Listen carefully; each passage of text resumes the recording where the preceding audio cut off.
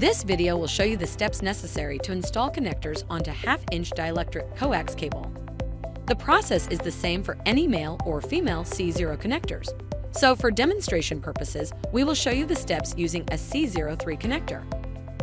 C0 connectors are made up of a body, a back nut, a locking collar, an O-ring, and come with a provided packet of lubrication.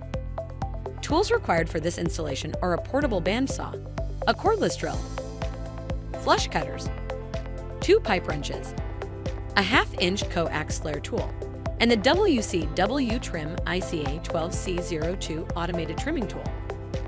Begin by using the bandsaw to cut a flush end of the coax cable at a slight downward angle. Next, insert and lock in the automated tool into your drill as you would any other drill bit. Run the drill clockwise on a low RPM setting to make sure it's secured in your drill before using it with the coax cable. Now insert the cable into the trimming tool as far as it can go inside.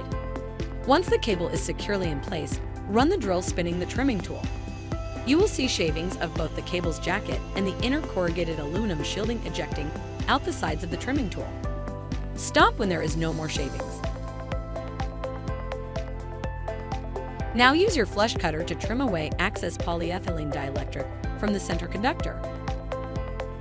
Next, apply the supplied lubrication to the aluminum shielding and push on the O-ring. You can now install the back nut by sliding the cable through, making sure to push it and the O-ring as far as they will go. You should see some of the corrugation poking out, and this is where the locking collar will go. Snap the collar onto that end of the shielding and then push the back nut slightly forward so the collar with the shielding sits flush with the end of the nut.